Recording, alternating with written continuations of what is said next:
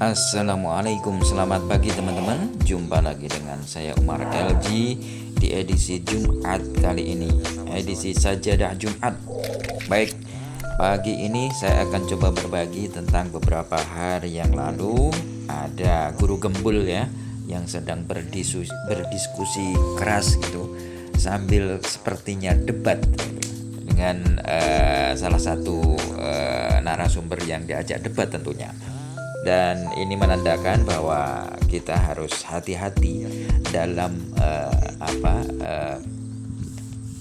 keilmuan kita. Jangan sampai kita merasa tinggi ilmu, padahal di atas kita ada juga yang lebih tinggi ilmunya. Oke.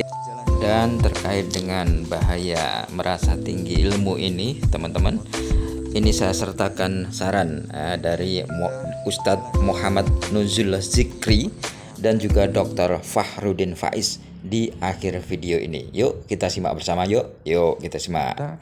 Yang semua kita ini termasuk ke dalam firman Allah dalam surat Yusuf ayat 76. Wa fawqa kulli dhi ilmin alim. Dan di atas setiap yang punya ilmu ada yang lebih berilmu lagi dari dia. Cuman mungkin Anda nggak tahu aja. Cuman mungkin proyek Anda yang terpublish media. Sehingga ada yang dapat penghargaan. Ini ayat. Ada yang lebih tinggi dari Anda. Dunia ilmu, dunia ketawaduan. Bukan kepongahan, bukan show off, bukan merasa diri ini. Enggak. Semakin belajar, semakin menunduk. Sebagaimana kita sampaikan ucapan Asy-Sya'bi, justru ketika seseorang merasa diri tahu semua, itu menunjukkan kekerdilan ilmu dia. Karena dia baru berada di fase pertama. Makanya kalau misalkan tadi mengutip Al-Ghazali misalkan ya Al-Ghazalinya yang kita pertengahan, coba yang akhirnya yang Munkid gitu. Dalam kitab Munkidnya Al-Ghazali itu kan beliau menyesali cara beliau mencari Tuhan itu dengan menggunakan pendekatan rasional. Dalam Munkid itu dijelaskan pendekatan indrawi itu ternyata gagal untuk memahami Tuhan. Tapi beliau mengingkari sendiri, oh iya saya bertobat dari pernyataan-pernyataan seperti itu. Karena pada akhirnya saya memahami jalan terbaik untuk memahami Allah Subhanahu wa taala dengan cara, silahkan baca bukunya Munkid Minad Dhalal. Dibaca referensi aslinya gitu loh, jangan buku terjemahan. Langsung Pak, saya bacakan referensi aslinya nih. Munkid Minad Dhalal ya. Summa ini ibtada'tu bi ilmil kalam. Fahassaltuhu wa aqaltuhu wa tala'tu kutubal mutahaqqiqina minhum wa sannaftu fihi. Dia mengarang Al-Ghazali. Ma'aradtu an usannifa fasadabtuhu ilman wafiyan bimaksudihi. Ayo artinya apa itu Bang Gembul? Tidak hafal. Iya, makanya jangan bicara akidah kalau belum baca referensinya. Itu dong ilmiahnya, begitu dong. Di mana-mana kajian ilmiah itu harus baca dulu baru menghukumi. Bukan ngomong dulu data belakangan, kebalik. Jadi beliau mengatakan ilmu kalam itu bisa memenuhi tujuannya, yaitu apa? Hifdz aqidati ahli sunnah, menjaga akidah ahli sunnah. Dan memang itu tujuan kita kok. Kita tidak sedang mengajak Anda untuk memahami hakikat Tuhan. Kita mengajak Anda untuk mengenal Tuhan berdasarkan ala hasab qadr taqwa basyari, ala hasab taqwa basyariyah, berdasarkan kemampuan manusia dan referensi-referensi yang bertanggung jawab kesahihan. Guru Gembul, saya terima kasih banyak. YouTube Antum itu membuat saya lebih pintar. Tapi jujur, hari ini saya merasa bodoh banget. Gugur semua yang saya pelajari di pesantren. Bahwa Imam Al-Ghazali bertobat dalam kitab Al-Munkid Minad Dhalal, beliau bukan bertobat dari ilmu kalam, bukan sama sekali bertobat, tapi beliau mengatakan bahwa yang namanya ilmu kalam itu hanya bisa digunakan untuk berbantah-bantahan secara logis, tapi untuk mencapai kebenaran hakiki, beliau itu menggunakan kitab tasawuf, makanya beliau mengasingkan diri. Secara khusus saya meremehkan diskusi kali ini. Kenapa? Bukan karena meremehkan Pak Nuruddin, tapi meremehkan Kiera. Beliau itu meremehkan tema diskusi ini. Tapi Bapak tahu nggak? Yang nantangin duluan tuh beliau loh. Anda tahu itu kan? Oh semuanya tahu, saksi semuanya.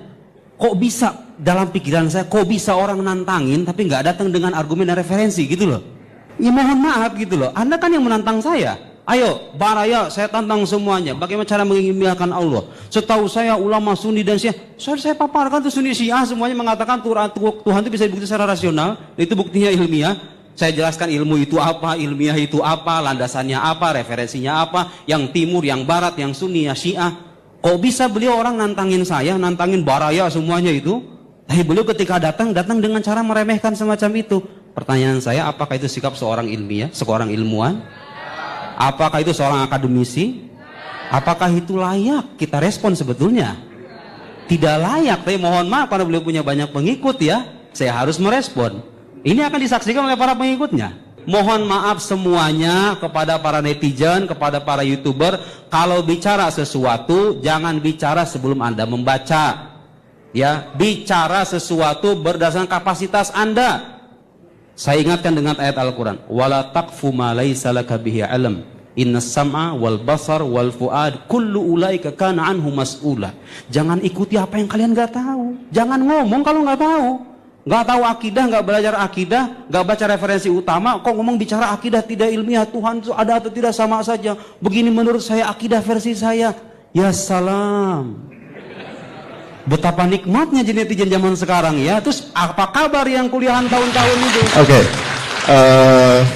Guru punya beberapa budi penting. Yang pertama yang saya catat dari tulisannya Hamka, jangan merasa ilmumu sudah tinggi. Bidang apapun. Meskipun mungkin kamu besok sudah profesor. Karena begitu kamu merasa ilmumu sudah cukup atau sudah tinggi, kamu akan berhenti. Sementara ilmu itu berkembang, dunia ini berubah. Sementara yang kamu tahu hanya sebatas kemampuanmu, sebatas pengalamanmu. Yang pasti tidak sempurna, maka jangan pernah kamu merasa ilmumu sudah cukup tinggi. Kalau kamu merasa tinggi, tapi saya merasa kalau dibandingkan dia, saya lebih tinggi, itu pun jangan, karena itu menunjukkan bahwa kamu sedang takabur, kamu sedang sombong. Kamu lebih tinggi dari dia, siapa berani jamin? Ya kan? Mungkin di bidang ini kamu lebih tinggi, tapi di bidang yang lain dia lebih tinggi.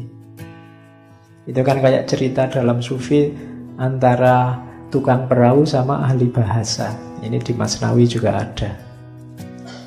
Jadi kan ahli bahasa ini sudah sombong. Suatu ketika ahli bahasa ini naik perahu, diantar oleh tukang perahu jalan-jalan ke tengah laut. Kemudian ngobrol berdua. Bapak ngerti nggak yang dimaksud kalimat majmu itu apa? Nggak ngerti. Ah, gimana Bapak? Sudah tua gini kalimat majmu aja nggak ngerti. Bapak ngerti nggak yang disebut peribahasa itu apa? Apa saya nggak ngerti? Alah Bapak ini sudah tua, peribahasa aja nggak ngerti. Umurnya dihabiskan untuk apa sepanjang hayat ini? Terus ada badai, kapalnya mau terbalik, gantian tukang perahu. Bapak bisa berenang lah? Nggak bisa. Oh ya. Ya, tukang perahunya nggak marah, cuma ya selamat tinggal kalau gitu Pak, karena ini sebentar lagi tenggelam.